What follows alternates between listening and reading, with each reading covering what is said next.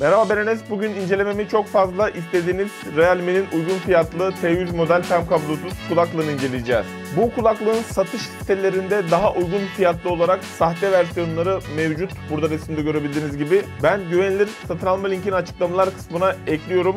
Bu kulaklıkta yüksek ses modu, bas modu ve oyun modu özelliği mevcut. Yeni videolarımı kaçırmamak için de kanalıma abone olursanız çok sevinirim. Şimdi vakit kaybetmeden incelemeye başlayalım. Bu kulaklığın 4 farklı renk seçeneği mevcut. Şu an itibariyle gördüğüm kadarıyla Türkiye'de sadece beyaz rengini alabiliyorsunuz. Kulaklık böyle bir kutuyla birlikte geliyor. Ben de içerisinden sarı zannettim. Ben aldığım yerde beyaz vardı. Kutunun yan kısımlarında kısaca teknik özellikleri belirtilmiş. Kutu içerisinden sarı bir Type-C şarj kablosu ve 2 farklı boyda kulak silikonu geliyor. Ve kullanım kılavuzu. Kutuyu elimize aldığımızda diğer Realme kulaklıklarıyla benzer şekilde parlak bir kutu tasarımı mevcut. Alt kısmında bir Type-C şarj girişi bulunuyor. Kapağı kaldırdığımız zaman direkt kulaklıklar eşleşiyorlar. Yine önünde bir adet yeşil bir gösterge bulunuyor. Kulaklığın kutusunun şarjı %20'nin altına geldiği zaman ışık kırmızı şeklinde yanıyor.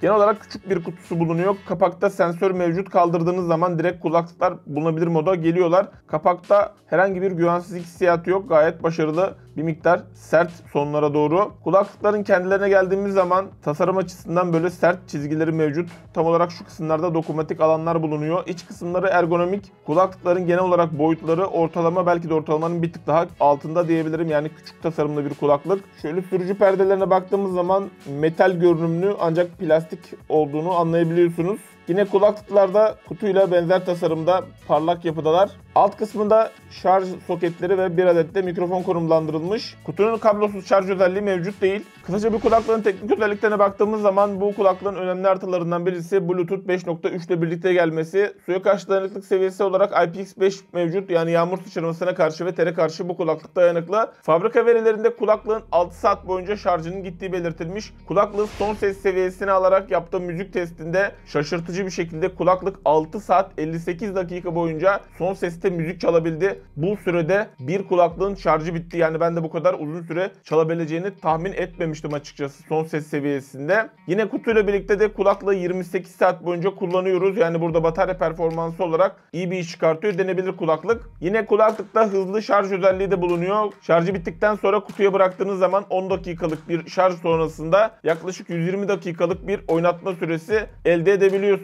Bağlantı kopukluğu açısından aynı oda içerisinde herhangi bir bağlantı kopukluğu olmadı.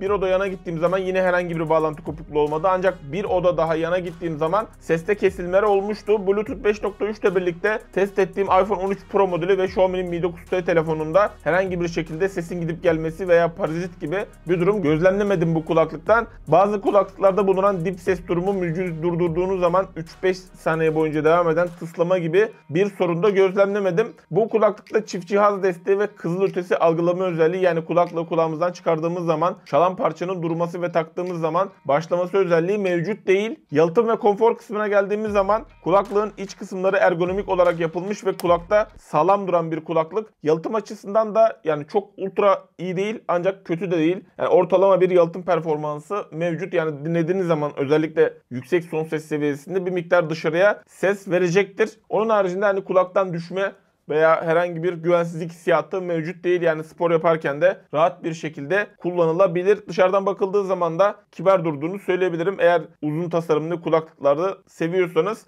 Uzun tasarımlı kulaklıklarda şu kısım alt kısma değdiği için kulak kanalına çok iyi bir şekilde giremiyor. Yani yalıtımının bir miktar zayıf olmasının sebebi de bu. Bunun bir avantajı olarak da uzun saatler boyunca kulaklığı kulağınızda tuttuğunuz zaman top tasarımlılara kıyasla daha az ağrı oluşturuyor uzun tasarımlı kulaklıklar. Bu kulaklığı ister sağ kulaklığı isterseniz de sol kulaklığı ayrı ayrı olarak tek tek kullanabiliyorsunuz. Kulaklıklar kapandıkları zaman uzun süre basılı tutarak açamıyorsunuz. Kutusuna bırakmanız gerekiyor. Yani kutuyu yanınızda taşımanız gerek. Merak edilen ses performansına geldiğimiz zaman bu kulaklıkta 10 mm'lik driverlar kullanılmış. Dijital ses konusunda araştırma ve geliştirme yapan Direct markası ile işbirliği yapmış Realme markası. Kulaklığı ilk olarak kulağıma taktığım zaman zaten bu kulaklık kulaklıkta ses yükseltme modu bulunuyor uygulamasında. Ancak yine de ortalamanın bir tık daha üzerinde bir son ses seviyesi mevcut. Ses yükseltici kısmını açtığınız zaman da gerçekten ben o modda dinleyemiyorum. Çok yüksek son ses beklentiniz varsa en yüksek ses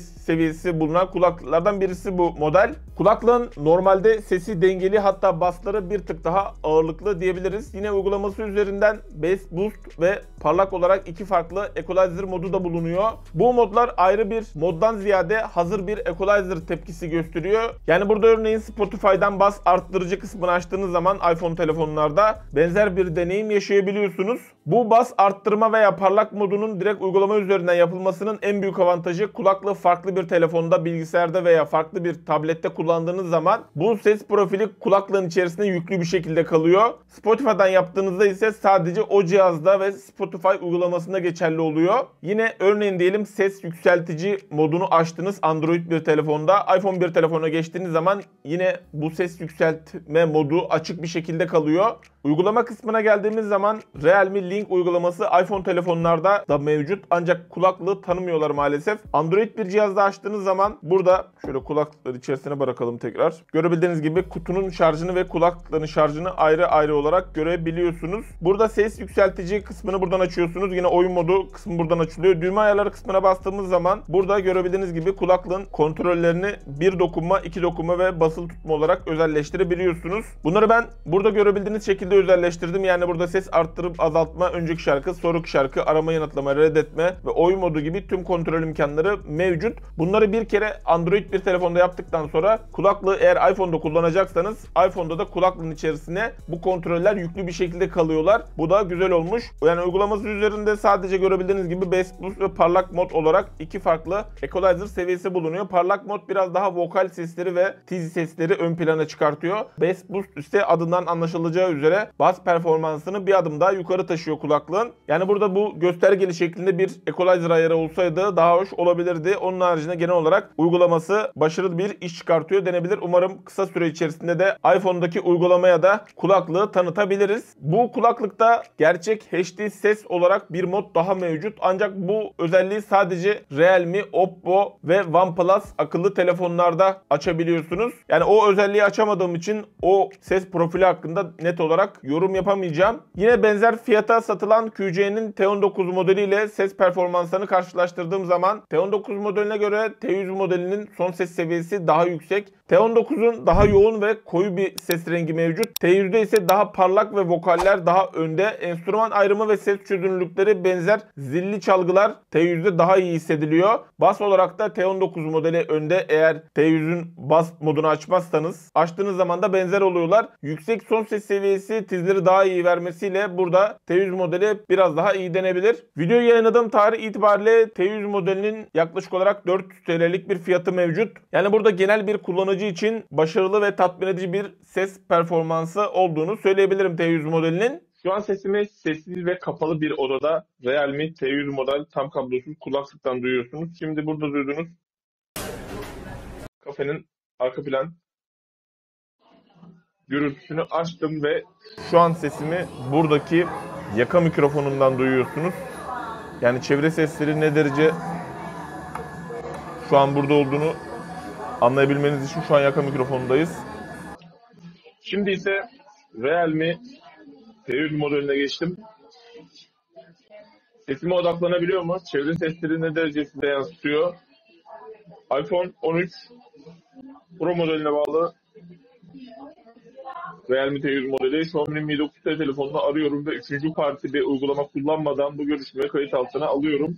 Yani karşı taraf ne duyuyorsa birebir de siz de aynısını duyuyorsunuz şu an. Dışarıda yürüyüş yaparken bir görüşme yaptığınız zaman sesinizi karşı tarafa bu şekilde iletecek Realme T100 modeli. Araba sesleri ne derece size yansıtıyor? Sesime odaklanabiliyor mu?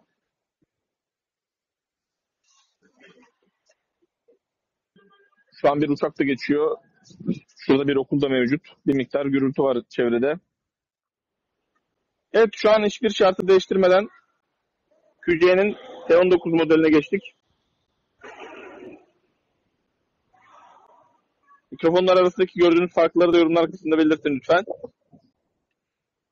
Mikrofon kısmına geldiğimiz zaman bu kulaklıkta ANC özelliği mevcut değil. Yani Active Noise Cancelling dediğimiz özellik mevcut değil. Yapay zeka destekli bir gürültü engelleme özelliği bulunuyor. Bu sadece telefon görüşmelerinde devreye giriyor otomatikman. Yani bulunduğunuz ortamda çok yüksek bir ses varsa bir miktar çevre gürültüsünde aktarıyor. Onun haricinde sesinizi de karşı tarafa yeterli yükseklikte aktardığını söyleyebilirim.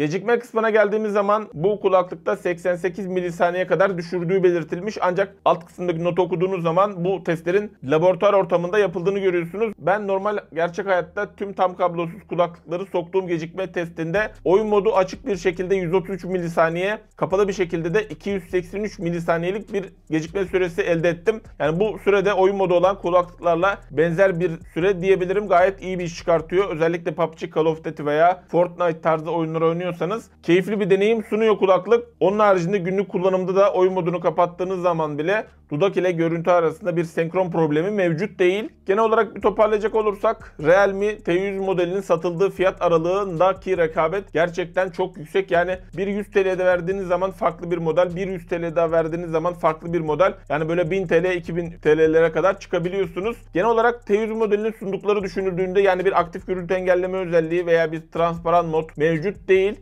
Burada eleştireceğim bir noktası iPhone'larda uygulaması çalışmıyor. Onun haricinde genel olarak hani sunduklarına göre fiyatını düşündüğüm zaman tercih edilebilecek bir model olmuş. Burada sizin kulaklıktan ne beklediğiniz çok önemli bir kriter. Yani burada beklentilerinizi doğru bir şekilde tespit ettiğiniz zaman T100 modelinden memnun kalacağınızı düşünüyorum. Güncel fiyat için linki açıklamalar kısmında mevcut. Her bütçe ve kullanım amacı için fiyat performans modellerini sizin için listeledim. Açıklamalar kısmından linklerine ulaşabilirsiniz. Yine tüm sorularınızı yorumlar kısmında belirtin. 24 saat içerisinde tüm sorulara elimden geldiği kadar geri dönüş yapmaya çalışıyorum. Yeni videolarımı kaçırmamak için kanalıma abone olursanız çok sevinirim. Bir sonraki videoda görüşmek üzere. Hoşça kalın. Kendinize iyi bakın.